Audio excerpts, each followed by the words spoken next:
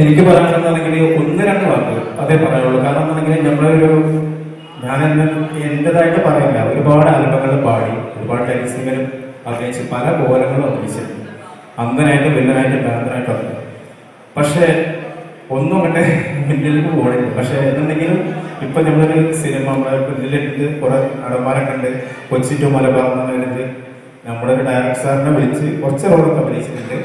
പിന്നെ അതിനുശേഷം ഏറ്റവും പ്രിയവനായ ഉത്തമനായിട്ട് മിസ്റ്റർ സാർ, നമ്മുടെ സുരേഷ് സാർ, അതേമാതിരി നമ്മുടെ പ്രൈവറ്റ് സാർ, ഇവര് രണ്ടുപേരും സിദ്ദീഖ് ലാലിന്റെ മാറ്റി സിദ്ദീഖ് ലാൽ എങ്ങനെ അവര് ഫസ്റ്റ് പടം എങ്ങനെയുണ്ടത് എന്ന മാതിരി ഫാഷൻ ഒരു മോഡലിംഗ് ഫിലിമാണ് എനിക്ക് വരാൻ പോകുന്നത്.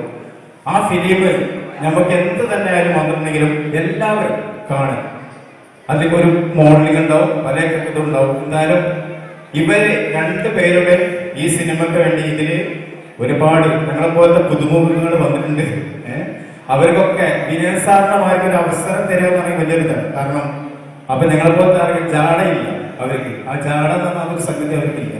അതാണ് ഞങ്ങളെ പോലത്തെ ആൾക്കാരെ വേദിയിൽ വിളിച്ചു വരുത്തി നമുക്ക് ഒരു മുൻഗണന തന്നിട്ട് നമ്മുടെ നമ്മുടെ ശിവാജി സാറ്, അതേമാതിരി നാരായണ സാർ, ഇവരൊക്കെ സിനിമയെ സ്ക്രീനിൽ കാണും, പക്ഷെ വേദിയിൽ കാണാൻ പറ്റിയില്ല.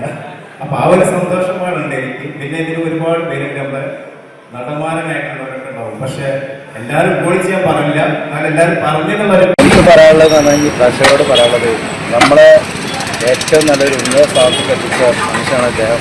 മുനകർ ഡയറക്ടർ, അറക്കത്തൂരാണ് അദ്ദേഹത്തിൻ്റെ വീട്. ഇവരാണ് നമ്മളെ ഫേമസ് ആക്കിയിട്ടുള്ളത്.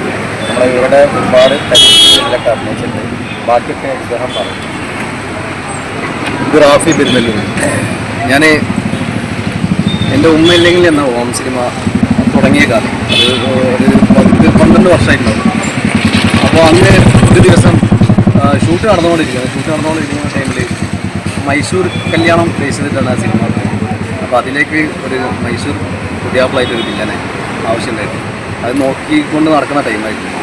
ആ ടൈമിൽ യാദൃശ്ചികമായിട്ട് ഞാൻ ബസ് സ്റ്റാൻഡിൽ വെച്ചിട്ടാണ് റാഫിയെ കണ്ടു. റാഫിയെ പരിചയപ്പെട്ടു. അപ്പോൾ അദ്ദേഹത്തിന് ഇങ്ങനെ അഭിനയിക്കാനുള്ള ഇൻട്രസ്റ്റും കാര്യങ്ങളൊക്കെ എന്നോട് സംസാരിച്ചു. അന്ന് നൗഷാദ് CD വേൾഡ് നൗഷാദിൻ്റെ ഏതൊരു വർക്ക് ചെയ്തിട്ടുമെന്ന് പറഞ്ഞു. അത് ഇറങ്ങിയിട്ടുണ്ടായിരുന്നില്ല. അപ്പോൾ ഞാൻ പറഞ്ഞു, ഞാനിങ്ങനെ ഒരു ഉമ്മയില്ലെങ്കിൽ എന്നൊരു ഹോം സിനിമ ചെയ്യുന്നുണ്ട്. അപ്പോൾ അതിലേക്കൊരു വില്ലനെ എങ്ങനെ നോക്കിക്കൊണ്ടിരിക്കണം. അപ്പോൾ എനിക്ക് താല്പര്യമുണ്ടെന്ന് ചോദിച്ചപ്പോൾ ഞാൻ പറഞ്ഞത് ഞാൻ അതിനായി നടക്കുകയാണ്. അപ്പോൾ നിങ്ങൾ അത് എനിക്ക് തരണമെങ്കിൽ വളരെ ഉപകാരമായിരുന്നു. അങ്ങനെയാണ് എൻ്റെ ഉമ്മയില്ലെങ്കിൽ എന്ന ഹോം സിനിമയിലേക്ക് അദ്ദേഹം കടന്നു. ആ കഥാപാത്രം ഞാൻ അദ്ദേഹത്തോട് പറഞ്ഞു, അദ്ദേഹം ചെയ്തു വന്നപ്പോൾ അത്ര മനോഹരമായിട്ടാണ് അദ്ദേഹം ഉമ്മയില്ലെങ്കിൽ എന്ന സിനിമയിൽ മൈസൂർ പുതിയാപ്പിളയെ അവതരിപ്പിച്ചത്. നിങ്ങൾക്ക് യൂട്യൂബിലുണ്ട്, സ്പീഡ് എൻ്റർടൈൻമെൻറ്റ് എന്ന യൂട്യൂബ് ചാനൽ അടിച്ചു നോക്കിയാൽ നിങ്ങൾക്ക് കാണാൻ കഴിയും. അതിൽ ഏറ്റവും നന്നായി ചെയ്തിരിക്കുന്നത് റാഫി ആണ് ആ ക്യാരക്ടർ. അതിനുശേഷം ഞാൻ ഒരു ആൽബം ചെയ്തു. അദ്ദേഹം അതിൽ സോങ് പാടി അഭിനയിച്ചു. പിന്നെ എൻ്റെ 1-2 വർക്ക് ചെയ്തു. ഇപ്പോൾ ഏറ്റവും ലേറ്റസ്റ്റായിട്ട് ഞാൻ കൊച്ചി ടു മലബാർ എന്ന ഒരു സിനിമ ഷൂട്ട് കഴിഞ്ഞു. അതിൻ്റെ പോസ്റ്റ് പ്രൊഡക്ഷൻ വർക്കുകൾ നടന്നുകൊണ്ടിരിക്കുകയാണ്. അതിൽ മൈക്കിൾ എന്നൊരു നല്ലൊരു കഥാപാത്രം അതിലും ചെയ്യാൻ ചെയ്തിരിക്കുന്നു. അപ്പോൾ റാഫി എന്ന കലാകാരൻ മാത്രമല്ല, നല്ലൊരു മനസ്സിൻ്റെ ഉടമയും കൂടിയാണ് അദ്ദേഹം. എപ്പോൾ കണ്ടാലും ആരോടും എനിമയോട് സംസാരിക്കുന്ന അദ്ദേഹം ഇനിയും വളരെ വളരെ ഉയരങ്ങളിലെത്തട്ടെ. അദ്ദേഹത്തിന് വളരെ ആഗ്രഹമുണ്ട് സിനിമയിൽ എന്തെങ്കിലും ആവണം. അപ്പോൾ ഞാൻ മാത്രമല്ല, എന്നെ മാതിരി നിരവധി സുഹൃത്തുക്കൾ അദ്ദേഹത്തിനുണ്ട്. അതുപോലെ തന്നെ നമ്മളെ കുറേ ഡയറക്ടേഴ്സുണ്ട്. അപ്പോൾ അദ്ദേഹത്തെ മലയാള സിനിമയിൽ നല്ല നല്ല കഥാപാത്രങ്ങൾ കൊടുത്ത് അദ്ദേഹത്തെ നിങ്ങൾ രക്ഷപ്പെടുത്തണം. ആഗ്രഹമുള്ള ആൾക്കാരാണല്ലോ മലയാളത്തിന് വേണ്ടത്. അഭിനയിക്കാൻ കഴിവുണ്ട്. അപ്പോൾ അദ്ദേഹത്തെ നമ്മൾ നല്ല ഉയരങ്ങളിലെത്തട്ടെ. എല്ലാവിധ ആശംസകളും. ഇത് ജാൻ തിരൂരിലെ മറ്റൊരു കലാകാരൻ. എൻ്റെ ചിത്താവിലെ പെണ്ണ് എന്ന OTT സിനിമയിലെ നായകൻ.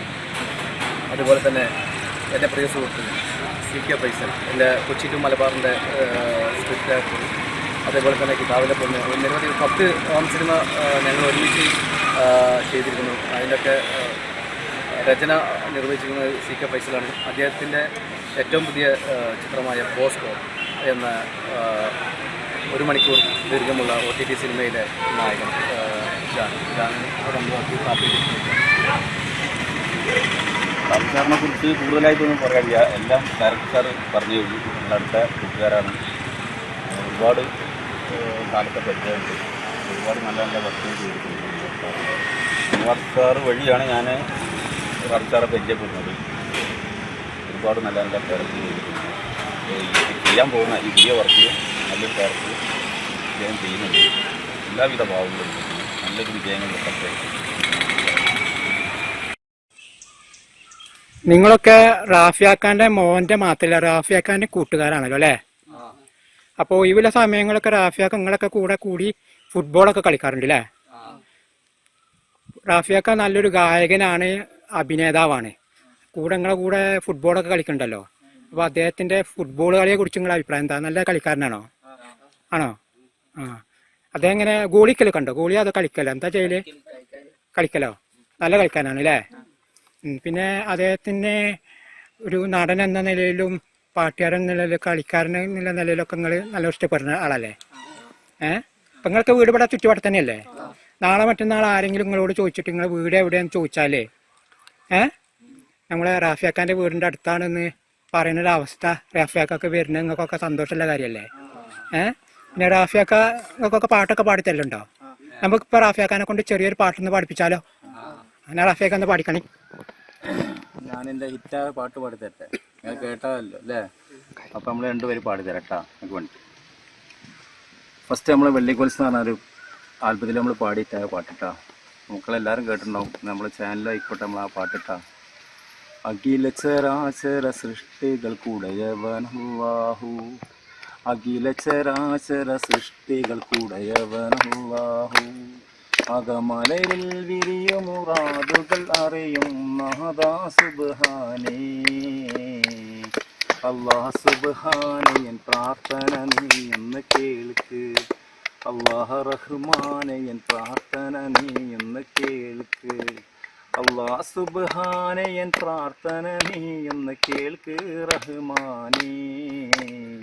കഴിവേകി കരങ്ങൾ ഉയർത്താൻ കനിയുന്നു നിനാദമുണർത്താൻ. കഴിവേകി കരങ്ങൾ ഉയർത്താൻ കനിയുന്നു നിനാദമുണർത്താൻ. കര കാണാ കടലിൻ അലകൾ പോലും വാഴ്ത്തും നിന്നാമം. അഖില ചരാചര സൃഷ്ടികൾക്കുടയവനല്ലാഹു. അപ്പം എന്തായാലും 2 പേര് പാടിക്കൊടുത്തിട്ടുണ്ട്. എല്ലാവർക്കും നമ്മുടെ ചാനലിന് വേണ്ടി. പിന്നെ അദ്ദേഹത്തിൻ്റെ അഭിനയത്തിന് നിങ്ങളുടെ ഭാഗത്തു നിന്നൊക്കെ ഉള്ള സഹകരണം എന്താണ്? അതേ ഇതിലൊക്കെ അഭിനയിക്കുന്ന സമയത്ത് ഫ്ലക്സ് ഒക്കെ വരുമല്ലോ. ആ സമയത്ത് ആ ഫ്ലക്സ് കെട്ടി കൊടുക്കാൻ അങ്ങനെയുള്ള കാര്യങ്ങളൊക്കെ നിങ്ങളുടെ ഭാഗത്തുനിന്ന് ഒക്കെ സഹകരണം ഉണ്ടാവാറുണ്ടോ? നല്ല ഉഷാറാണ് അല്ലേ? നമ്മുടെ ഫ്ലക്സ് ഒക്കെ വന്നിട്ടുണ്ടെങ്കിൽ അവര് എന്തെങ്കിലും ഒരു പ്രശ്നം നമ്മുടെ സിനിമന്റെ എന്തായിക്കോട്ടെ അങ്ങനെയൊക്കെ ആ പാതിരാത്രിയിൽ ഇറങ്ങിയിട്ട് നമുക്ക് വേണ്ടിയിട്ട് ഇവര് എല്ലാവരും നമുക്ക് ചെയ്തവരുണ്ട്. ഇതിലിഞ്ഞും കുറച്ച് പേരും വേണ്ട, അവരൊന്നും ഇതിലില്ല എന്നുണ്ടെങ്കിലും അവരുടെ പേരും അറിയില്ലെങ്കിലും നമ്മുടെ നാട്ടിലെ കുട്ടികളാണെങ്കിലും അവർക്കൊക്കെ നമ്മൾ ഒരു കലാപരമായിട്ടുള്ള ഇതിൽ എത്തട്ടെ എന്നുള്ള. പക്ഷെ ഞാൻ എന്നിലൂടെ എത്തിയിട്ടുണ്ടെങ്കിലും ഞാൻ എൻ്റെ ഈ മക്കളെ, എൻ്റെ മക്കളെ പോലെ തന്നെ അവരെ കളിയുടെ കാര്യത്തിന് ഇതൊക്കെ നാളെ മറ്റൊന്ന് നമ്മൾ നല്ലൊരു ഇതിലെത്തുമ്പോൾ അവർക്ക് വേണ്ടിയിട്ടുള്ള എല്ലാ സാധനം ചെയ്തു കൊടുക്കണമെന്ന് എനിക്ക് ആഗ്രഹമുണ്ട്. എന്തായാലും ദൈവം അതിന് സഹായിപ്പിച്ചു തരട്ടെ. എന്തായാലും ഈ മക്കൾ പാതിരാക്ക് വന്നിട്ട് നമ്മൾ ഫ്ലക്സും കാര്യങ്ങളൊക്കെ കെട്ടിത്തരലുണ്ട്. ഇപ്പോൾ നമ്മൾ വീട്ടിൽ അവരുടെ കൂടെ ഞാൻ കളിക്കലുണ്ട്, അവർക്ക് ഒരുമിച്ച് നമ്മൾ ഇരിക്കലുണ്ട്. അതിൽ നമ്മൾ ചെറിയവനെ വലിയവനാണെന്ന് ഞാൻ വിചാരിക്കലില്ല. എന്തായാലും അതാണ് നമ്മുടെ ഏറ്റവും വലിയൊരു ഇത്. നിങ്ങളിൽ ഫേസ്ബുക്കൊക്കെ അല്ലത് ആർക്കെങ്കിലും നിങ്ങളെ കൂട്ടത്തിൽ ഫേസ്ബുക്ക് ആരെങ്കിലും ഉണ്ടോ? ആർക്കെങ്കിലും ഉണ്ടോ? ഫേസ്ബുക്ക്, ഇൻസ്റ്റാഗ്രാം ഉണ്ടോ? റാഫിയാക്കാൻ്റെ പ്രോഗ്രാം എന്തെങ്കിലുമൊക്കെ നിങ്ങൾ അതിൽ പോസ്റ്റ് ചെയ്യലോ അങ്ങനെ പ്രോത്സാഹനം കൊടുക്കൽ എന്തെങ്കിലും ഉണ്ടോ? പിന്തുണ കൊടുക്കൽ എന്തെങ്കിലും ഉണ്ടോ? ഉണ്ടോ? ഞാൻ അന്നില്ലെങ്കിൽ ഇനി മുതൽ തുടങ്ങണം കേട്ടോ. കാരണം നിങ്ങൾ നാട്ടുകാരന് മാത്രമല്ല, നിങ്ങൾ ഫ്രണ്ട്സിനെ പോലെ കാണുന്നതല്ലേ. അപ്പോൾ എല്ലാ പിന്തുണയും നിങ്ങൾ കൊടുക്കണം. ഇൻസ്റ്റാഗ്രാമിൽ ഉള്ളവർ ഇൻസ്റ്റാഗ്രാമിൽ പോസ്റ്റ് ചെയ്യുക കേട്ടോ. അത് എങ്ങനെ ഗായകൻ എന്ന നിലയിലും നടൻ എന്ന നിലയിലും കേട്ടോ. പിന്നെ ഇതിന്റെ മോനെ പരിചയപ്പെടുത്തില്ലേ ആ ഫുട്ബോളിൽ നല്ല ഉഷാറാണ് കളിക്കാനൊക്കെ. മോന്റെ താല്പര്യം എന്തില്ല? ഏത് കലയിലാ? ഫുട്ബോളില്ലേ? ചിത്രം വരക്കുവോ? അത് രണ്ടാമത്തെ. അത് രണ്ടാമത്തോനാണല്ലേ? ആ അച്ഛനെ മാതിരി പാട്ടാടാനും അഭിനയിക്കാനൊക്കെ താല്പര്യം ഉണ്ടോ? ശ്രമിക്കാറുണ്ടോ? ഉണ്ടോ? ഭാവിയില് നടനും ഗായനൊക്കെ ആകുമെന്ന് തോന്നാറുണ്ടോ? കാരണം എൻ്റെ ഉപ്പ ഈ പറഞ്ഞ മാതിരി കുറേ വർഷങ്ങൾക്ക് ശേഷമാണ് ആ ഫീൽഡിലേക്കൊക്കെ വന്നത്. അതേമാതിരി കുറച്ച് വൈകിട്ടാണെങ്കിലും മോനും കഴിയുന്നില്ല തോന്നലുണ്ടോ? അങ്ങനെ ഒരു പ്രതീക്ഷ ഉണ്ട് അല്ലേ? എന്നാൽ റാഫിയാക്കാൻ്റെ മോനൊരു നല്ല ഗായകനും നടനൊക്കെ ആയി മാറട്ടെ. പിന്നെ ഫുട്ബോളിൽ താല്പര്യമുള്ള നിലക്ക് നല്ലൊരു ഫുട്ബോൾ കളിക്കാരനൊക്കെ ആയി മാറട്ടെ കേട്ടോ. നല്ല കളിയാണ്. കാരണം കളിക്കാനും എപ്പോഴും ഭയങ്കര ഇതാണ്. പിന്നെ നമ്മളെ ക്യാമറ എടുക്കാനും നമ്മളെ യൂട്യൂബ് ചാനൽ ഇങ്ങനെ ഇതാക്കി തന്നതും ഒക്കെ ഇവൻ്റെ ഒരു കഴിവാണ്. കാരണം റാഫി കെവിനെ ഒരു യൂട്യൂബ് ചാനൽ തുടങ്ങിയതും ഫേസ്ബുക്ക് ആക്കി തന്നതൊക്കെ ഇവനാണ്. എൻ്റെ ഇളയ മോൻക്ക് ഭയങ്കര സപ്പോർട്ടാണ്. എന്തായാലും ഇവൻ്റെ കൂടെയുള്ള മറ്റുള്ള നമ്മളെ ഈ കൂട്ടുകാർ പോലത്തെ ഈ കൊച്ചു നല്ലൊരു ഉയരങ്ങളൊക്കെ എത്തട്ടെ.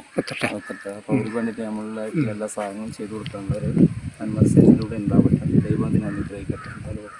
നാളെ നിങ്ങളൊക്കെ ഗൾഫിലും വിദേശ നാട്ടിലൊക്കെ പോകുന്ന സമയത്തേ നിങ്ങളെ കൂടെല്ലോ നിങ്ങളോട് ചോദിക്കും നിങ്ങളെ നാട് എവിടെയാണെന്ന് ചോദിക്കുമ്പോൾ അത് നമ്മളെ റാഫിയാക്കാൻ്റെ നാടാണ്, ഗായകനായ റാഫിയാക്കാൻ്റെ നാടാണ്, അല്ലെങ്കിൽ അഭിനേതാവായ റാഫിയാക്കാൻ്റെ നാടാണ് എന്ന് പറയുന്ന കാര്യം ആലോചിക്കുമ്പോൾ നിങ്ങൾക്ക് അഭിമാനമല്ലേ? റാഫിയാക്ക ആ ലെവലിലേക്ക് എത്തട്ടെ അല്ലേ? എല്ലാ പ്രോത്സാഹനവും കൊടുക്കണം റാഫിയാക്ക കേട്ടോ.